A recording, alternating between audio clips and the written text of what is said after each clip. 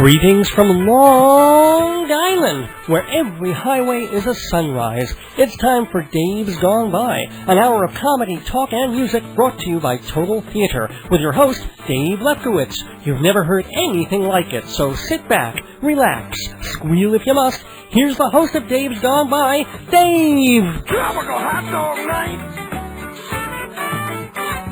Like two flamingos in a fruit fight! Every color of day, whirling around at night. Yes, indeed, it is a tropical hot dog night. There goes the neighborhood. This is Dave Lefkowitz greeting you for the 173rd episode of Dave's Gone By. Thanks so much for joining me, and thanks for sticking around, those of you who've been with us since the 9 o'clock hour on WGBB. Once again, I've had the pleasure of being able to play music and talk, and I want to thank Charlie Gross, frequent guest on Dave's Gone By. He was in the pre-show by phone talking about this week's Tony nominations. So that's kind of cool. We talked to Charlie before, but in this hour, we're going to have a totally new guest for Dave's Gone By, someone who has been doing a theater program on public television for more than 10 years. And it's a show, even if you haven't seen the whole thing, or if you know the show because you passed it at 12:30 at night, and maybe you watched it if you're a big theater person, because they've had some of the biggest and most important guests in all Broadway in the decade or so that they've been on. I mean, everyone from Kander and Ebb to people like William Finn and Chita Rivera and some people who are no longer with us, and then the up-and-coming new stars. I know they just had the guy from The Drowsy Chaperone on, Bob Martin, and folks like that. Week after week, interviews and you know, with a little fun and clips from the shows is really an invaluable source, and I guess turning into an archive of American theater of the past, or commercial American theater, certainly, of the past 10 years. It's called Theater Talk, and if you're in New York, New Jersey, you can watch it on PBS WNET, Channel 13. It's also on a station in Boston, but I'm not sure which, and apparently you can also start to watch all these archived episodes online. I think CUNY has a site for them to do that. But anyway, it's Theater Talk, and we'll be talking to the executive producer and co-host of that show, Susan Haskins. And she co-hosts it, by the way, with Michael Riedel. Now, Michael has been a guest on Dave's Gone By. He was on about 3 months ago. If you know, you probably know him a little better than her, just because Michael has a biweekly column in the New York Post all about the theater. And unlike, he really revivified a lot of the theater journalism and writing that was going on in New York. It wasn't just redigested press releases, and it wasn't just puff stories about celebrities. He really got in there to the down and dirty, not doing Luella Parsons kind of gossip, but actually going in there and doing real reporting, sometimes a little bit muckraking, sometimes a little Weisenheimer-ish. He's not trying to be Edward R. Murrow there. He still realizes that theater is a fun kind of playful discipline put together by a bunch of very rich people who are doing who could be spending their money doing something else, but they're in it for the glamour, they're in it for the glitz. So on some level, they're also there to take the occasional cream pie in the face. But that's Michael, and we talked to Michael, but Susan is sort of the more grounded one of the two in a way, or she has to be the more serious one, and she's also executive producer of the program. So we're going to talk to Susan about her, her theater going and how she got into theater, as well as the Tony nominations that came out last Tuesday, and see what our thoughts are about that. I didn't find any major surprises, but maybe she did. Maybe there are some things that she felt really seriously got egregiously overlooked, or maybe there were things that got nominated where she's just looking and going, you've got to be kidding. We'll find that out when we talk to Susan Haskins in just a little bit on Dave's Gone By. But before we get to that, I have to remind you, as I do every week, that Dave's Gone By is an hour of talk radio, comedy, music, madness, and more. You never quite know what it's going to be. Hosted by me, Dave Lefkowitz, radio personality, theater critic, journalist, and humorist. And also, I've got to thank our beloved and wonderful sponsors, Hewlett Minuteman Press, the Copy Kings, Performing Arts Insider Theater Magazine, who will be sponsoring our Inside Broadway segment tonight, and MortgagesRock.com. Now, I've told you about these guys. It isn't just the place where you go if you want to borrow money and get a mortgage. This is the place where you go to help other people do that, because you're going to learn how to be a mortgage broker. You're going to learn the paperwork, and there's a lot of it, but really that's most of what it is. You bring in the clients, you find out what loans they need, and you help them get that loan, and then you get the commission. It's all explained at the website, mortgagesrock.com, and also there's an office in the South Shore, and real people. It isn't just some kind of website out of nowhere that's not connected to anything. It's a real licensed mortgage broker that will teach you how to be the exact same thing.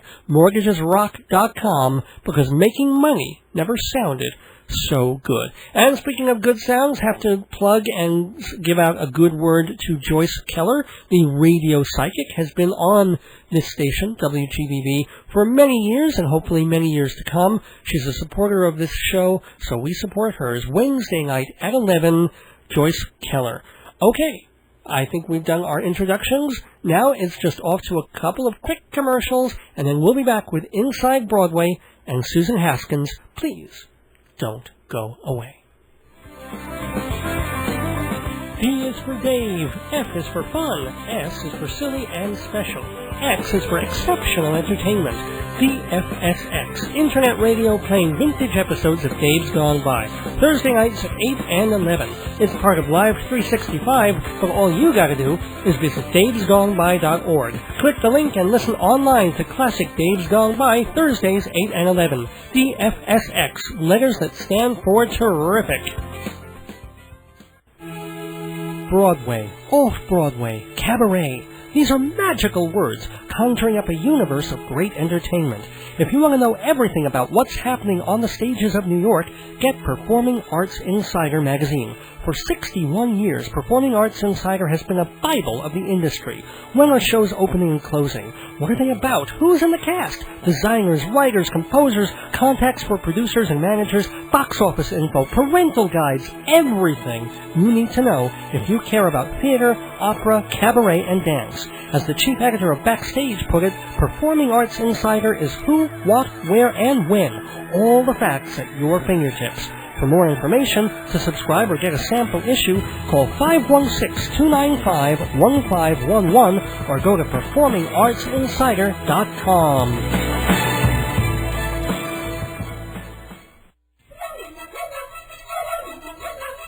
Inside Broadway, brought to you by Total Theater's Performing Arts Insider, your everything theater guide.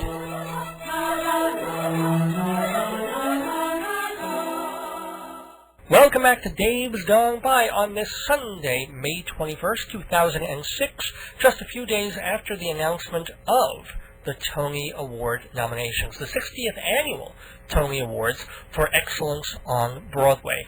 And figured, I generally have people on the show who are theater critics or theater experts, and several have been on many times, but I've got a new person here, a new visitor to the neighborhood. Thought it would be fun to talk to the co-host of Theater Talk, which is a theater, not so much a review program, but an interview program that has been airing on public television, I think, for almost a decade now. 10 years. 10 years, a decade. You're a grab bag of theater information. There you go. And the voice that you're hearing is that of Susan Haskins. And I'm sure you've seen the show on PBS. It's on kind of late, usually either midnight or about 12:30. 12:30. 12:30 on If we're lucky, yes. Yeah. Well, you know what? I'll let you do the intro. Why don't you tell us all about... Well, yes, the show's PBS, Channel 13 in the New York City area at 12:30, unless there's some cultural event that bumps us to 1.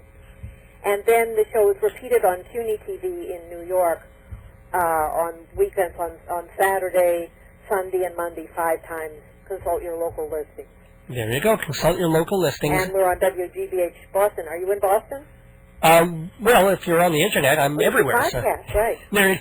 But by the way, if Susan mentions we when she talks about the show. That other person is named Michael Riedel, and he was on our show a couple of months back talking about his career because he writes also for the New York Post. He has a biweekly column. But Susan actually and Michael have been doing their TV show, as she says, for about 10 years. Was it your idea? Was it his idea? No, we agree with our mutual idea. We met on the Stephen Holt show, a cult cable show which still exists and thrives on public access, and we met on that show 13 years ago and decided to cook up a Meet the Press of Theater, and really sort of the two of us had the same idea and got it going, and we were on public access for 3 years and then took it to PBS. Just to give people some idea, who are some of the people, the guests, that you've had on the show? So, for instance, this past Friday and next weekend on TV, we have Patty Lapone and Michael Cerveris of Sweeney Todd. Today we just interviewed Richard Griffiths of the History Boys and Bob Martin from the Drowsy Chaperone. We had playwright Alan Bennett, who wrote the History Boys several weeks ago. We had playwright David Hare, who wrote the very powerful Stuff Happens about the war in Iraq. We like to bring people from all different creative disciplines on the show. We have producers, we have designers, we have a lot of writers. And you've had some pretty major legends as well. Yes, yeah. Soon we're going to have Eric Bentley. Nice. Over the eminent critic, over 90 years old, and he's going to talk about Brecht. So we sort of run the gamut from Antonio Banderas to... to Eric Bentley. Eric Bentley. Okay, so speaking of running the gamut, let's go over some of the big categories of the Tonys this year. First of all, any big shocks for you? Any real surprises that you were like, oh my gosh? The biggest shock was in the Best Actress in a Play category. There had been much talk of would Julia Roberts make the cut or not. And I had been very disturbed by a ruling by the Tony Committee, which has great power over what's going to happen in the nominations, and sometimes it seems to be very political, the decisions they make. They had ruled Zoe Wanamaker, the wonderful actress who plays what is, without question, the leading role in the revival of Clifford Odets' Awakened Thing. They had ruled her a supporting actress.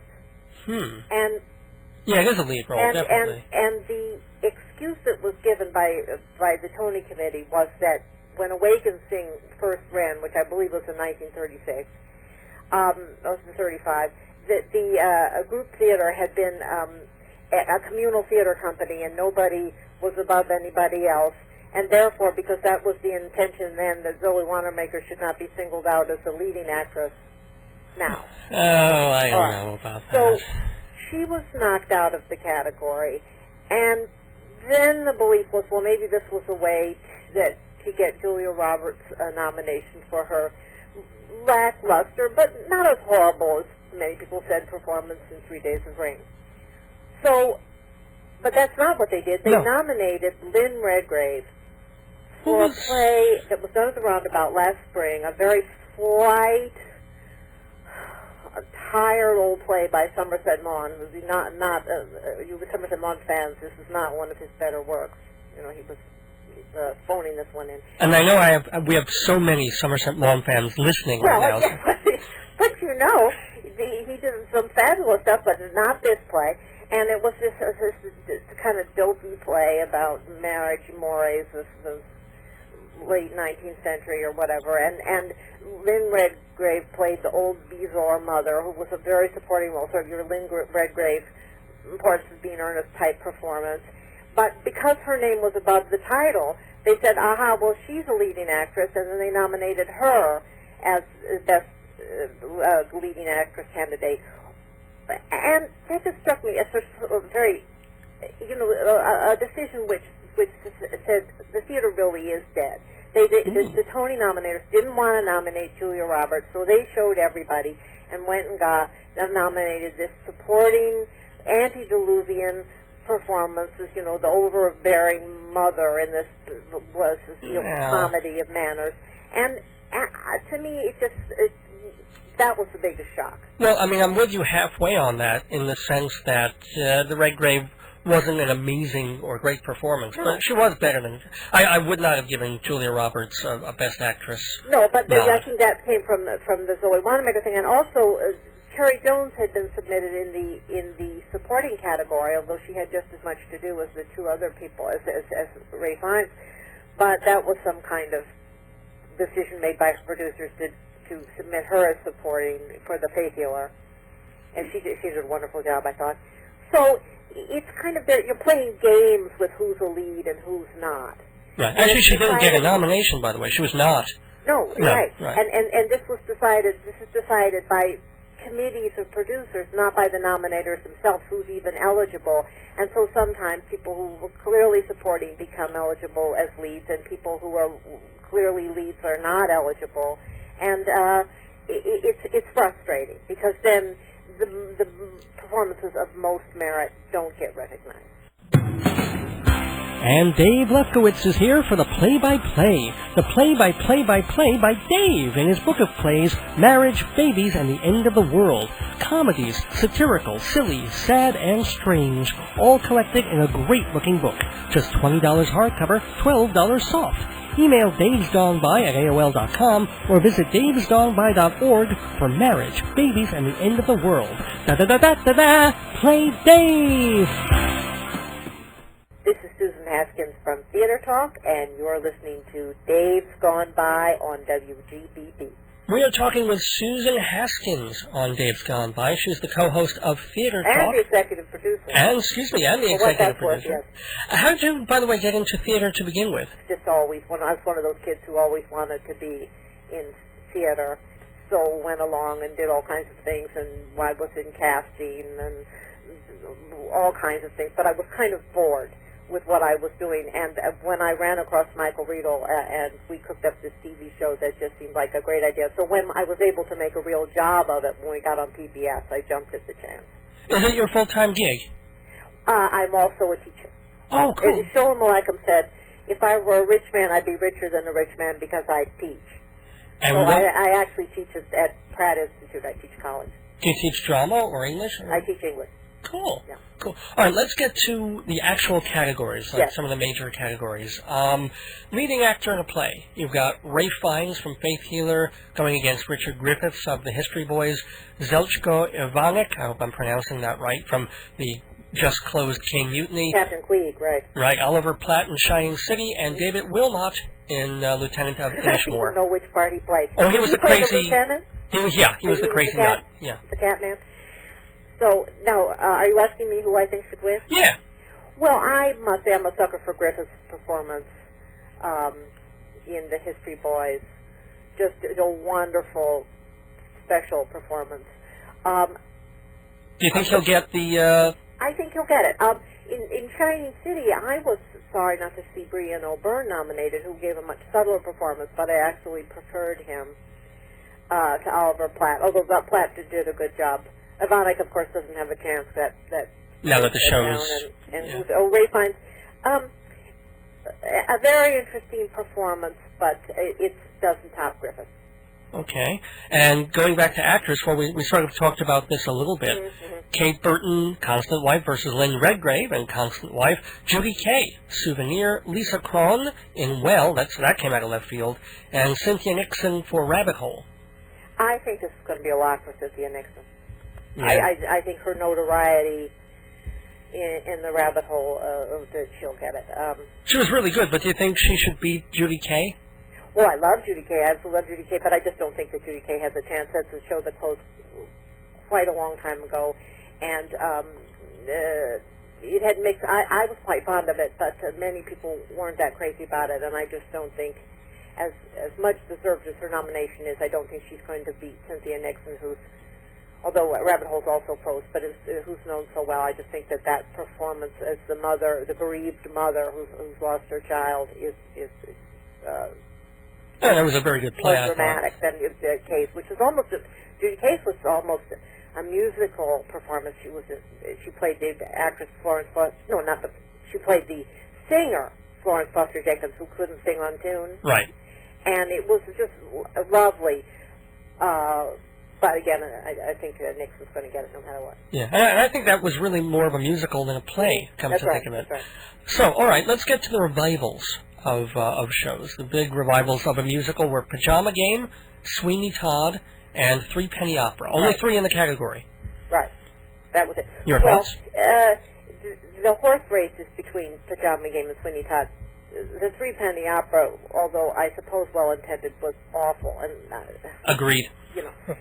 And I think it'll go to Sweeney Todd because it's a far more innovative production. The Pajama Game is fun and wonderful, but it is that, you know, a well-mounted revival, whereas Sweeney Todd's completely rethought and just very exciting in what they're doing. So it sounds like that's what you would vote for also. Yes, not I would vote for it, and I believe it will win. Cool. And as far as a play goes, you've got Awake and Sing, The Constant Wife, Edward Albee's Seascape, and Faith Healer. I think Awake and Sing.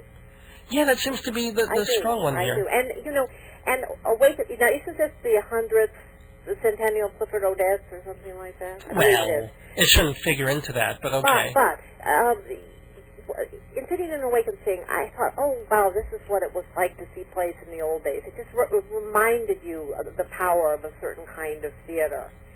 And audiences really took to it. I've already discussed The Constant Wife. Faith Healer is very interesting, but I think it's three monologues which tell a story which kind of never is resolved, and I think a lot of people don't totally know what to make of it. Yeah, I mean, I love three powerful performances, but I think that the Wake and Sing, which is this wonderful ensemble production, I was surprised. I want to say that Ben Gazzara did not get a nomination for Awake and Sing. Not everybody liked him, really? And he was kind of hard to understand. A lot of the critics apparently didn't know that he had, I think, throat cancer or something like that, and that he had trouble speaking. Well, he was just such a moving performance. I thought he was very, very good. Yeah. Well, that was the person I certainly had. I've been a Tony nominator, would have wanted to include. Yeah, and I mean, I didn't even notice the vocal problem. I just thought he's old and gruff and gravelly. No, that's the way he talks. Yeah, but there were moments that he's such a powerful actor. There was some moment of some tragic moment there with this poor family, and he just looked out at the audience and a tear in his eye, and just riveting acting. Yeah, and I thought it was a really good revival. I do think that Awake and Sing has it over something like Caine Mutiny in the sense that we don't know it as well. Ah, that's a very good point. Whereas the problem with the Caine Mutiny, I don't know quite why they took that on, because it's so hard to beat the movie on that one. Right, you got Humphrey Bogart. Yeah, those iconic performances, and they had a very tough challenge, and unfortunately they couldn't quite meet it. Yeah, I mean, they thought it would be relevant because of Iraq, and it sort of was, but... Well, someone said to me today, Clive Barnes, he said, I think it's relevant in the red states. Interesting. Well put. Okay, let's get to the biggies. The big boys. Best new, well, I'm putting in the word new in quotes. Best musical, The Color Purple, The Drowsy Chaperone, Jersey Boys, and The Wedding Singer. Mm-hmm. Well, it's between Jersey Boys and The Drowsy Chaperone. Yeah, obviously. I don't think that either The Wedding Singer or Color Purple have a chance. Hopefully not. My heart... I love Jersey Boys, and I was all for it, and then along came The Drowsy Chaperone, which I absolutely adore. Cool. I think, you know, I hope I can see Jersey Boys again, because I'm, you know, like them both. Now, you know, with the Tony votes, there's this all-important road voters, the people who control the touring companies, and they come in and they vote, and they're a very strong block of voters, and they vote for things that are viable on the road. Mm-hmm. And I think that Jersey Boys probably is more viable on the road than The Drowsy Chaperone, because the thing about The Drowsy Chaperone, which is a very fun but also moving piece about the love of theater and this man reflecting on his favorite musical. This star Bob Martin, there aren't very many of him, and I don't know how viable it is on the road because he's only got one of him. Right. Well, I think it could work possibly the other way, in the sense that Jersey Boys is a lock to tour, no matter what. I mean, that thing can tour everywhere. That's right. Whereas Drowsy Chaperone might need to go to places and say, hey, we won the Tony. No, they need it. They need it. The Tony more than Jersey Boys. So maybe the block of folks who are voting from all these regional and touring houses will keep that in mind, and they'll throw their vote to Drowsy Chaperone instead of Jersey Boys. Well, I hope you're right, because both of those shows should thrive, but the Drowsy Chaperone, which just came out of nowhere. Didn't it? Yeah. And out it's of delightful. Nowhere. It's so wonderful, and I just recommend it to everybody to go see it. It's just, I was just had a big smile on my face the entire time. I was over the moon with joy. What can I say? Okay, we've got our last category here. Best Play. Yes. Alan Bennett's History Boys. Martin McDonagh's The Lieutenant of Inishmore. David Lindsay of Ayer's Rabbit Hole. And Conor McPherson's Shining City. It's funny how they nominated Lisa Krong for Will, which was a bizarre acting thing, but didn't give her play. Well, I didn't like the play much. But. I didn't think, that was the thing. The big omission there was Primo. By Anthony Scher about the Primo Levi in Auschwitz, wasn't he, in the concentration camp, which was one of the most powerful things I've ever seen on the stage. And although it was last summer, I thought it was very regrettable that play was not included. I bet they were thinking of putting that in like one of those special categories, except they didn't have one this year. Again, the Tony Committee ruled it a play and not a special category. But that's what I thought, that Primo should have gone in a special category instead of just handing it to Sarah Jones, which was all very well and good. It would have been smarter to put Chia Rivera and Primo in that category. But Primo was a play, and I think it should have been one of the 4 nominees.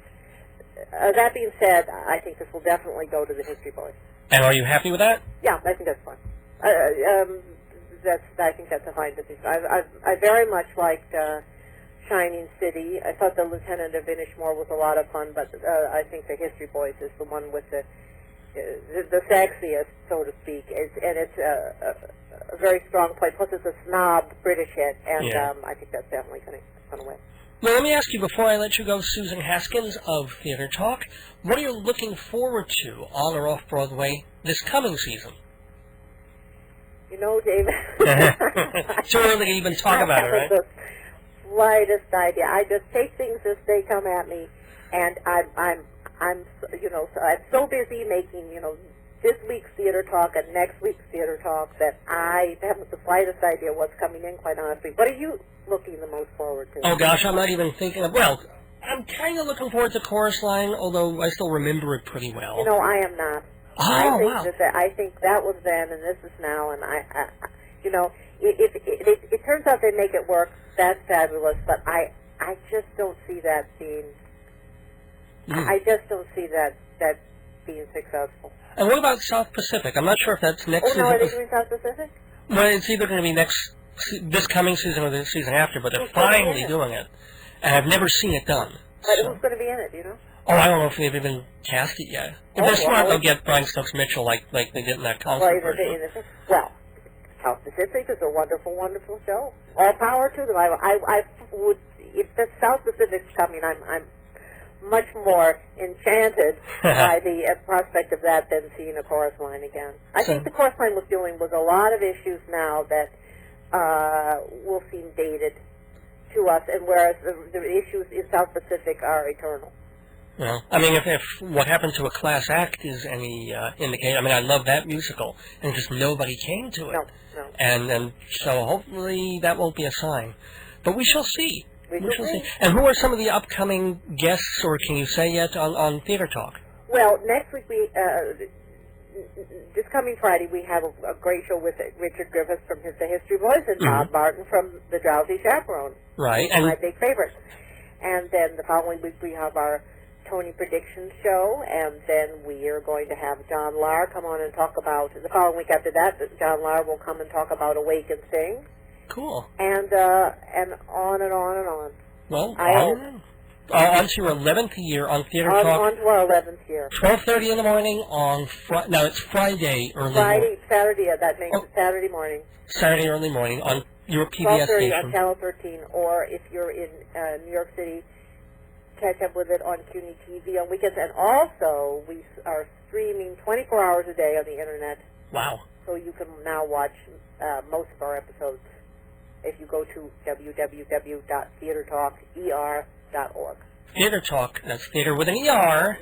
Mm-hmm. I always say that for Total Theater, which is a producer of the show. So it's also Theater Talk with an ER. Yes. For Susan Haskins, Michael Riegel, and thanks, Susan, so much for giving us your picks and predictions for the Tonys. Have a great one. We've just been inside Broadway, thanks to TotalTheater.com and Performing Arts Insider.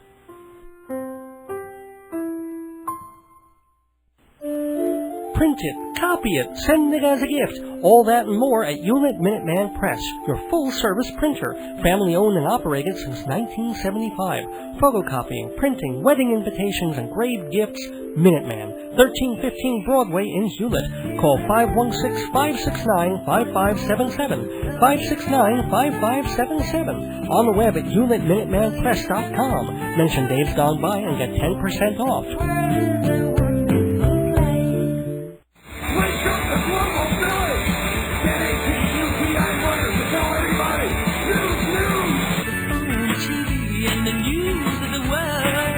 My radio's on, the news is all bad, but it's good to relax. Welcome back to Dave's Gone By. It's time for the News Gone By, a look at world and local events of the past week from a neighborly perspective. In science news, scientists in Hawaii have invented the world's smallest brush.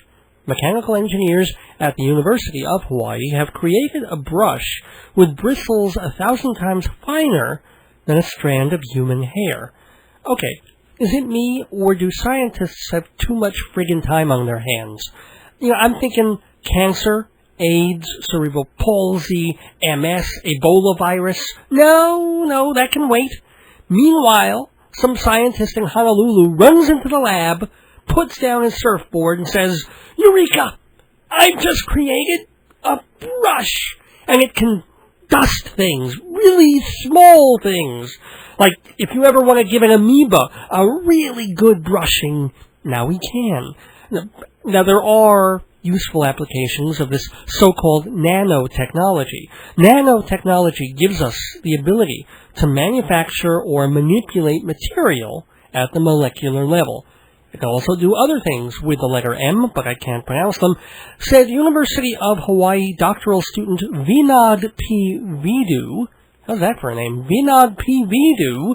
Vidu says the eensy-beensy bristle brush is useful because, quote, just like in the bigger world, there are messes to sweep and walls to paint, tubes to unclog, and electronics to power, unquote. Now, if they can just train eensy-beensy Mexicans to do the job for 12 pesos an hour, we'd be all set. In food news, controversy is greeting the arrival of a new restaurant in Scottsdale, Arizona. It's a Mexican place called the Pink Taco. Yes, and it's not even the first one. There's already a Pink Taco in Las Vegas, and this is to be the second in a possible chain. However, according to the Associated Press, nearly half a dozen residents have complained about the restaurant name. Even the mayor, Mary Manross. What is it about the letter M today? Mayor Mary Manross of Las Vegas complained about the Pink... of Las Vegas, of Scottsdale. Complained about the Pink Taco, saying she was offended and asked the owner to change it. A restaurant spokeswoman said that they refused. They're keeping the name, and they're currently applying for a liquor license, to which the mayor said, "Oh, sure. First they open a Pink Taco, now they want a liquor. For dessert, you think they'll serve ladyfingers?" But anyway, on the foreign front, infighting has broken out between the Palestinian Hamas and Fatah parties. Open hostility has led to assassinations, roadside bombs, and serious Arab-on-Arab violence. Yay! In celebrity news, Paul McCartney and his wife of 4 years, Heather Mills, have separated. I think he gets her leg. No, just kidding. But now, can we finally call her a calculating bitch? No. It is one of the more surprising, one of the more surprising splits in Celebrityville. Paul and Heather were married in 2002, 4 years after the death of Linda McCartney. He was 59, Heather was 34, and apparently there was no prenup. Silly Paul. She offered, he refused. So I'm afraid those baby seals will now have to fend for themselves. With his fame and wealth and his still boyish looks, McCartney automatically shoots back near the top of the list of the world's most eligible bachelors, but he says it'll be a while before he dives back into the dating pool, and when he does, he's going to seek a very different type from what he's gone for all these years. This time, he's looking for tall blondes with talent. Well, I bet that his first meal as a free man is a 20-ounce ribeye at Outback Steakhouse, with a side order of the bloomin' endangered owl.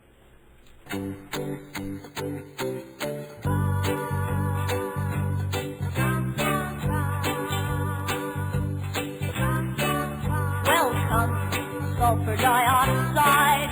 Hello, carbon monoxide. The air is everywhere. Breathe deep while you sleep. Breathe deep, bless you. Alcohol bloodstream, save me. Nicotine, lung steam. Incense is in the air. Breathe deep while you sleep. Breathe deep, cataclysmic ectoplasm, fallout, atomic orgasm, vapor and fume at the stone of my tomb, breathing like a sullen perfume, eating at the stone of my tomb. Welcome, sulfur dioxide. Hello, carbon monoxide. The air is everywhere. Breathe deep while you sleep. Breathe deep, deep, deep, deep. Speaking of the environment in the news gone by, have you read about these new commercials put out by a right-wing group called the Competitive Enterprise Institute? They've made 2 television ads that are essentially a retort to Al Gore's new film about global warming. Whether or not Gore runs again in 2008, he has made the environment his #1 issue, and Gore is currently rolling out a documentary called An Inconvenient Truth. It's all about how greenhouse gases are raising the temperature of the Earth, and if left unchecked, it's going to cause all kinds of havoc on the planet. Except the fine folks at the Competitive Enterprise Institute, CEI, well, they beg to differ. CEI thinks the former vice president and hundreds of scientists and thousands of experts and millions of people all over the world have it all wrong. We're being alarmist, they say, and that even if the global temperature is rising a little, and even if the polar ice caps melt a little, well, when was the last time you needed a polar ice cap for anything? And their commercial, in true Goldwater-esque fashion, begins with a little girl blowing on a dandelion, at which point the ad goes on to praise the value of carbon dioxide. I'm not making this up. According to Reuters, one line in CEI's commercial goes, quote, carbon dioxide. They call it pollution. We call it life. Okay, let's give these guys their due.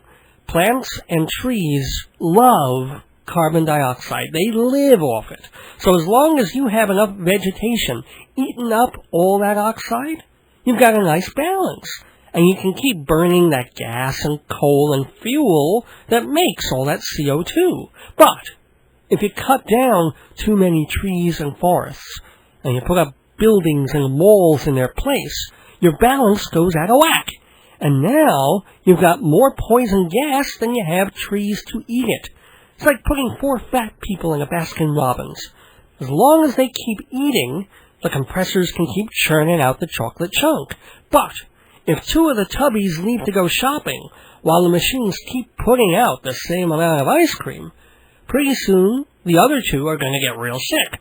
Either that, or they're going to be flooded out of the store by a ton of melted pistachio. So, pardon me, if I'm a little skeptical about this think tank praising the wonders of greenhouse gases, or when they call Al Gore a crybaby, just because last year's tsunami only hit 3 countries instead of 15. But here's my idea. I think all of us, on both sides of the greenhouse question, need to ease up on the anger, relax the rhetoric, listen to each other. We all need to step back and take a deep breath. Of course, Al Gore's side will breathe the oxygen, and the CEI side should breathe the carbon dioxide. That sounds fair. And more environmental news. Well, it was bound to happen sooner or later. Years ago, when cable TV was founded, skeptics said that people would never pay for something free, like television. 2 decades ago, when Perrier and Poland Spring hit the market, cynics said that people would never pay for a bottle full of water. Well, what a difference a millennium makes. But now the inevitable has come to pass, because people are paying for television, they're paying for water. In Japan, convenience stores are stocking and selling now bottled air. 7-Eleven Japan, which over there is called 7-Eleven, they're now marketing O2 Supply in Tokyo. So the company spokesman, quote, people are under a lot of stress, and they can't get much exercise. They don't breathe deeply, so they aren't getting enough oxygen, unquote. Now they can. O2 Supply contains 35 doses of 95% pure oxygen, each of which comes with a small plastic mask attached to the top. Now, the cost for these individually wrapped, tastefully marketed cans of air is 600 yen. That's $5.50 to breathe air. Okay, granted, they're scented. They come in peppermint and grapefruit, because apparently plain old fresh air isn't good enough. Hey, I got an idea. Let's plant a forest. Sure, we'll plant thousands of new trees, but, let's paint them orange, because regular trees are somehow missing something. But the sad part of canned oxygen is that really is it, isn't it? There's nothing left. Nothing in the world that cannot or has not been sold in some form or other. It has come to the point where we sell air, water, we sell dirt for potting soil, we sell blood to blood banks, hair for wigs, body parts, sperm, fecal matter for compost. I mean, when does it stop? Sorry, I had to... Whoa, wait a minute. The boogers in my sneeze landed on my handkerchief in a pattern that looks exactly like the Virgin Mary. Now, I bet I could get $50 for this on eBay. Wow. Well, what was I saying? Never mind. Sad news on the entertainment front. The best-known and most beloved player of Clarabelle the Clown on the Howdy Doody show, Lou Anderson, died last week at age 84. He was suffering from prostate cancer and some other intestinal problems, so it's rather fitting that even at the end, Clarabelle was in Doodyville. And that's the news gone by for May 21st, 2006. Please send your comments, opinions, and virgin sneezes to Dave's Gone By. Box 62, Hewlett, New York, 11557-0062. That's Dave's Gone By, P.O. Box 62, Hewlett, New York, 11557-0062. We reserve the right to read your comments on the air, name withheld upon request. But please send me your thoughts, your criticisms. The email is davesgoneby@AOL.com, and that's D-A-V as in Da Vinci Code, D-A-V-E-S, gone by at AOL.com. Now, if you missed all that or you couldn't find a pen, just go to my website, davesgoneby.org, where there are pictures, information, a whole history of the show, davesgoneby.org. Be interactive, be proactive, be hyperactive, and send us your email, postcards, letters, packages, but please, no tiny brushes. They just make me bristle. Back after this. And that was news, if that was news. That was very, very, very special news. Extra classic episodes of Dave's Gone By here, show after show of comedy, music, and madness, as only Dave can do it. Only $12 per CD. Relive great moments like The Giving Chimp, and musical magic like Making Poopies. Classic Dave's Gone By, just $12. Makes a bizarre but thoughtful gift. For a list of shows, see davesgoneby.org or email davesgoneby@aol.com. Extra classic Dave. Get 'em while they're hot. Eat, use, buy. Look at me. I'm the American consumer, and I want to spend my money on stores, restaurants, showrooms, travel agencies, mail order catalogs. Sell me stuff. But how do you reach me? Well, I listen to Dave's Gone By, so if you advertise there, you'll certainly have my attention. davesgoneby.org has all the details, or email davesgoneby@aol.com for the rate card. I'm listening. Sell me what you got. Hi, everybody. This is Susan Haskins from Theater Talk, and you're listening to Dave's Gone By on WGBB. And thank you so much for joining us, everybody, on this May 21st for Dave's Gone By, episode called Theater Talking. And I do want to thank Susan Haskins for being my guest in the neighborhood tonight. Please do watch Theater Talk on Friday, early mornings, 12:30, on your PBS station, either, I guess, in New York, New Jersey, or in Boston.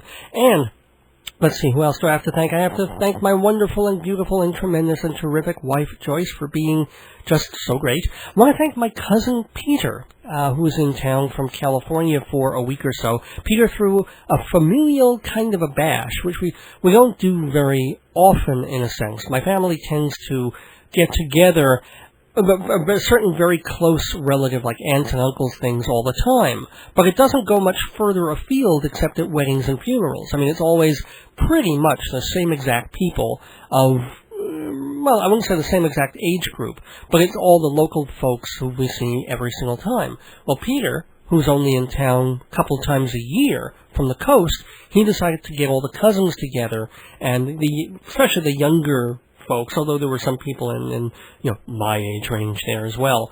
And it was kind of neat. It was just a little bit ironic, and I always figure he's from that side of the family that's just a little bit more iconoclastic. And I'm hoping, while he's still in town, to get an interview with him and maybe run that one of these days, because he has some great stories to tell about his side of the family. And my cousin Karen, who's been, alas, quite unwell for some time, but so far still hanging in there, thank God. So, and Peter took us, the iconoclasm thing here, to a restaurant. Now remember, I come from a Jewish family, conservative, not Orthodox or modern Orthodox, not liberal either, and not what they would call Reformed. I mean, a pretty fairly straight arrow Jewish background with a lot of kosher people, not all of us. Where does my cousin Peter decide to take the family? Pigtown. There's actually a restaurant, a bar and grill, down on 9th Street and 11th or 13th, 9th Avenue and 11th Street, called Pigtown, and it's known for barbecue, and you get ribs and also chicken wings and some non-piggy things. But I just found it would be sort of like going to my parents and certain other members of the family and saying, I want to take the young folks out, and maybe we'll go to a place called Jesus Christ is Wonderful. New restaurant, and they serve things like I Hate Jew cocktails. Well, it wasn't quite like that, but sort of what I'm getting at. And the funniest part of it, turns out that one of my relatives is a co-owner of Pigtown, which is also owned, I think they own Hogs and Heifers as well. So irony upon ironies in my family. But it was a delightful time, and Peter's great, and the food was terrific. So thank you so much. It was really neat to do that. And let's see, what other stuff do I have to get to? I've saved some extra time towards the end of this episode of Dave's Gone By, because I want to talk about the radio thing. First of all, I want to thank my sponsors, Minuteman Press of Hewlett. They're the Copy Kings, Performing Arts Insider, Theater Magazine, and, it's the Broadway Bible. You really should get it. The Tonys are coming up on June 10th, so, get yourself a copy now. If you subscribe by the end of the week, you'll get that June issue in the mail, and you'll be able to follow along right with the Tonys. And let's see, and mortgagesrock.com. I've got someone apparently on the phone line trying to call in, but I can't pick up the phone because I'm on the air. So sorry, caller. Not sure if I'll be playing music, but you'll have to call back so when I can actually get to the telephone. Okay, wanted to save about 5 to 10 minutes to talk about what's been going on in local radio, because it's been kind of a weird period over the past couple of weeks of what's been going on locally, literally a mile down the road from WGBB, as well as what's happening in New York City with those crazy rap stations. And I do think they're two different things, even though they're being lumped in together.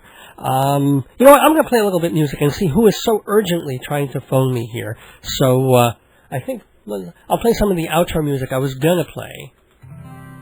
Be right with you.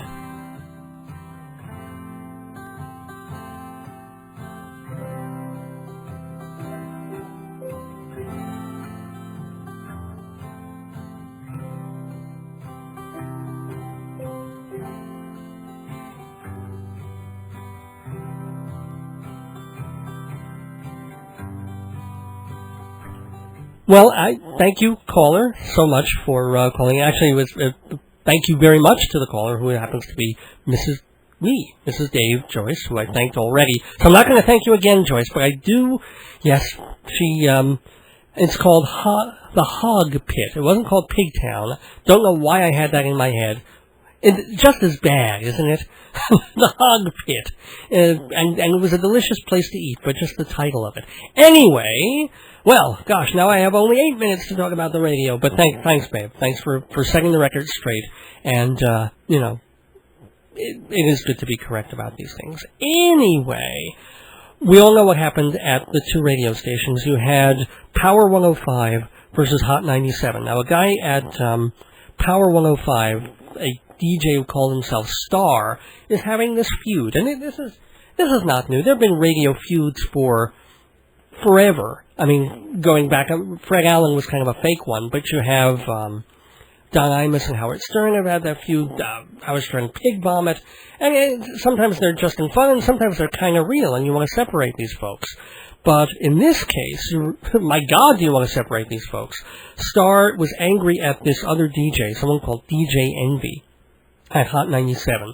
And instead of just making fun of her or doing sexist or well, it won't be racist humor, they're both black, but she's a woman, so whatever it was, instead of saying some sort of funny, ugly things, he went so far over the top. He said, look, I want to know where your kid goes to school, I want your kid's name, I'm going to find someone, I'm going to take your kid, I'm going to sexually molest your kid, I'm going to hurt you, probably kill your kid. I mean, and when here it is almost 12 o'clock at night, and I am censoring the things that he said, I guess much earlier in the day, of the kinds of sexual molestation things that he would do to her 4 or 5-year-old child. Now, there's times that can be funny. I mean, I remember speaking before of Howard Stern when he was goofing about having sex with, quote-unquote, it was Dennis Miller, actually. Gilbert Gottfried was there, and Dennis Miller just had a new infant, a new baby. So Stern was interviewing Dennis Miller by phone, and Miller was calling in and also taking care of the infant at that point. And Gottfried just got on this kick, on this rant of having kind of sexual things with this baby. And it was hysterically funny because Gottfried is a comedian. Gottfried knows what he's doing. And, of course, he didn't mean a word of it, but he's saying, I would love to talcum that little bottom of yours. Why don't you come here and let me burp you from the other side? I'm not doing it all that well, but you can guess where he was going. And it was even funnier because Miller, who is supposedly hip, a comedian, would understand the nature of sick, tasteless comedy, wasn't having any of it. He didn't find it off, and he was just getting really upset. And Stern and Robin and the whole crew, they were cracking up hysterically. And the angrier Miller was getting, the funnier Gilbert was. But this wasn't funny. This thing that Star was doing, of the saying that it wasn't funnily put, there was no wit to it. It was just violence in words and the real threat of violence. It's like, look, I've got a 9mm. I'm going to use it on your kid. And lo and behold, the man actually does own a 9mm. So he was arrested. He was also fired. And I saw on TV when they were taking him for booking, he said, I'm the new Lenny Bruce. I'm Lenny Bruce. And I looked at the TV and I was like, no, schmuck, you're not Lenny Bruce. You're an idiot. You're a violent, very strange, and potentially, I'm sure he's not dangerous, but he's a very, very foolish person. But do not, I think, lump him in necessarily with what was going on at WBAB a week or so ago, when they were playing something that, yes, people find racist, people find tasteless. It was a fake commercial that made fun, and it came out right around the time of the the immigrant thing exploded. They suddenly, out of nowhere, the immigrant situation has been a situation in America for 30 years, 50 years, 200 years. We're all immigrants, and yet suddenly it's like the most important story. I don't know how that happened, but now we woke up and we realized, oh my God, there's 12 million immigrants here. What do we do? And so, responding to that, in a very silly way, BAB put out this comical spoof commercial about the immigrants and about the where they should go to eat. And instead of Outback Steakhouse, they had something called Wetback Steakhouse, and all these jokes about the kinds of cars they drive and the food that they eat and the lifestyles they live and all of that. So they played it several times, and finally some people got upset about it and antsy about it, and since it is such a hot-button issue at this time, the station had to apologize. God forbid they should do comedy. I'm sorry, it is not the same. Yes, it is tasteless humor. Yes, it wasn't particularly of redeeming social value in the social climate of saying, oh, immigrants, coming through at the tail end of the commercial saying how valuable they are and how they're just humans like everyone else. No, it was 2 minutes of pure, silly, old-fashioned ethnic comedy, no better or worse than we have seen through years and years, and it is still kind of funny, but they pulled the commercial, and that has also apparently been sort of lumped into the other problem that BAB had that isn't even their fault, where pirate radio took them over for about 2 minutes, and also their sister station, which is in the same building down the road, WBLI. And the two of them were taken over, their signal, or however that's done, by quote-unquote pirate radio, hijacking their signal. Pirate radio would take over a station that's really lame or plays corporate rock or stuff like that and put out some really cool stuff from a ship that's offshore, and they have cool CDs and rare rock tracks and excellent stuff. This was just a bad kind of racist hillbilly song that used the N-word a bunch of times. Again, not particularly witty or fun. I mean, I only heard a little bit of the song, but there were two ways of looking at it. Either the person was just really being miserable and nasty and wanting to put this on the air, or, and I credit my wife for thinking of this, no, it was the other way around. They were playing this to show BAB just how offensive their little skit and their fake commercial was by playing something that is equivalent in their eyes. One is about the Spanish and Mexicans, one is about the blacks, but they're both equally ugly to a certain part of the community. And I would say that's kind of possible, but I'm a little not so sure about that, only because it aired on two stations, the sister station, both BAB and on BLI. Anyway, as you can hear by the ringing doorbell, my limo is here, my ride is here, but I want to thank you for taking that ride with me to the theater through the radio on WGBB tonight on Dave's Gone By. We're going to go out with a track from the Jersey Boys CD, because this is the theater talking episode, but we will be back next week, May 28th, for the 174th episode of Dave's Gone By. Until then, don't miss your days going by. This is Dave Lefkowitz, who loves you, and gone by.